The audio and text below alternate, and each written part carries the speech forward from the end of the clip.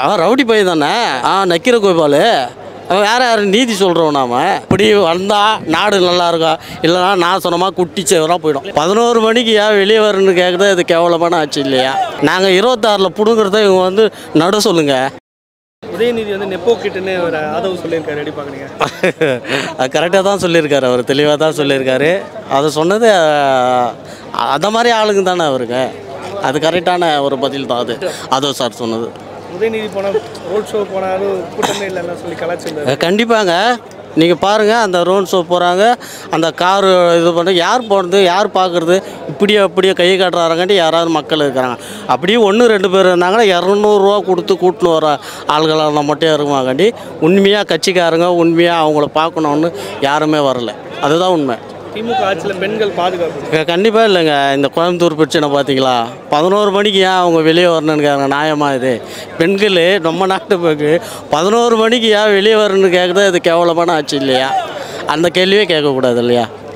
பெருசாக அந்த அவங்க சார்ந்து வந்து அந்தளவுக்கு ஒரு இதாக இல்லை, தொடர்ந்து மாதிரி நடந்துகிட்டே இருக்கு, எப்படி பார்க்குறீங்க? அதுதான், இது ஆட்சி மாறினா மட்டும்தான், இது தளபதி அண்ணா உட்காந்தா மட்டும்தான் இது மாற்றம் ஏற்படும்.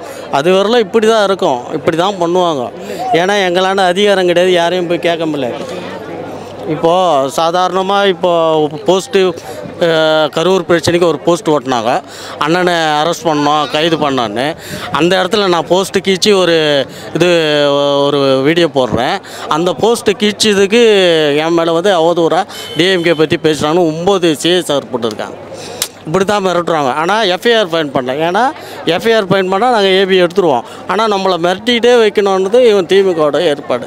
அவ்வளோதான். நாங்கள் பயப்பில்லை. திமுக உங்களை பார்த்து பயப்படுறாங்க. அதாவது திமுக எங்களை பார்த்து பயப்படுவதான் என் மேலே எஃப்ஐஆர் ஃபைன். என் திருவள்ளூர் தெற்கு மாவட்டம், நான் நசரத்பேட்டை.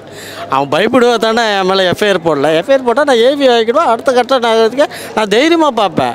ஏன்னா மிரட்டத்துக்கு அந்த சிஎஸ்ஆர் 9 சிஎஸ்ஆர் என் ஊரில் போட்டிருக்காங்க.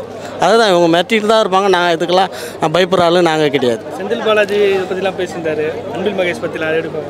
அது உண்மை தானேங்க. அவர் நடிச்சது பாருங்கள், பொள்ளாச்சியில் ஒரு இது நடந்தது, அடுத்தது லாக்அப், அங்கெல்லாம் போய் நடிக்காதவங்க இதுக்கு வந்து நடிக்கிறவங்க மட்டும். அப்போ விஜயை தாக்குறதுக்கு தானே இவங்க வந்தாங்க. அதை பண்ண நடிப்பு தானே அது. அங்கே போயிருக்கணும்ல. அங்கே கள்ளச்சாராயத்தை கொடுத்து 40-70 பேர் இறந்தானே. அங்கே போய் அதை அங்கேயா போய் ஓடி ஒழிஞ்சாங்க. அப்பயே இவங்க வண்டியை பிடிச்சிட்டு அங்கே போகல. அது நியாயம் தானே? அப்போ இது நடிப்பு தானே? எங்கள் தளபதி கால் பண்ணணுன்னு ஒரு ஏற்பாடோடு தானே இங்கே வரீங்க.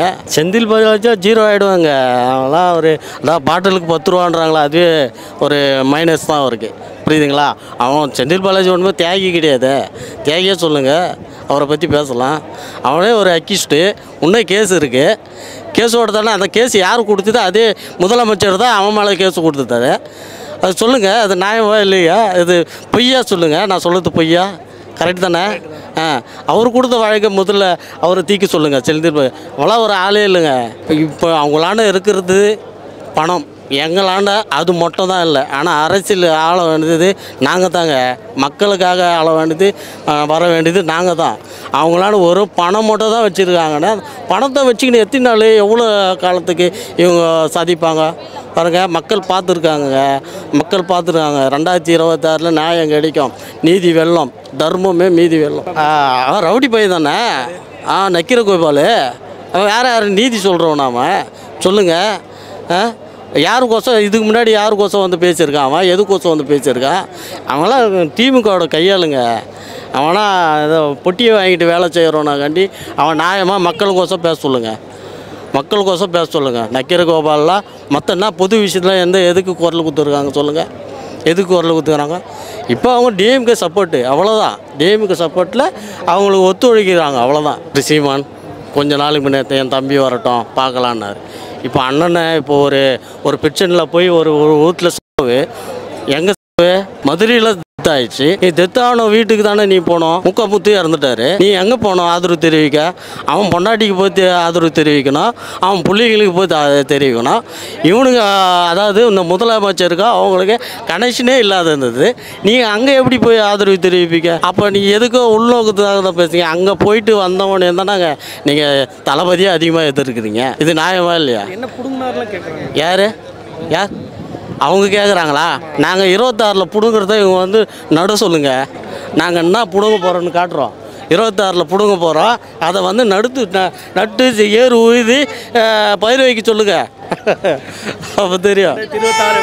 கண்டிப்பாக தளபதி வருவாருங்க. இது கூட்டணிலாம் இன்னும் நாங்கள் யாரோ பேசல. தளபதி வருவார். அப்படி வந்தால் நாடு நல்லாயிருக்கும். இல்லைனா நான் சொன்னமா குட்டி சேவராக போயிடும். அவ்வளோதான். பாஜக கூட கூட்டணி போகிறீங்கன்னு பாஜக கூட கூட்டணி பேசுகிறாங்க. எங்கே அறிவிச்சிட்டாங்க சொல்லுங்கள். அப்படி போனால் கூட நாங்கள் தப்பு. யார் போல? வாஜ்பாய் இருக்கும்போது கருணாநிதி போலையா? இப்போ பாருங்கள் ஆந்திராவில் யார் போயிருக்குது? அந்த ஹைட்ரு போடலையா?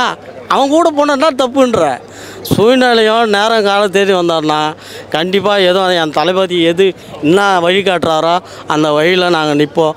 இந்த கொதிக்கிற ரத்தம் என் தளபதிக்காக ஓடுற சுவாச காற்று என் தளபதி இருந்தால் சொல்லணும்னா கண்டி மற்ற எந்த கட்சிக்கோ நாங்கள் துணை போக மாட்டோம்.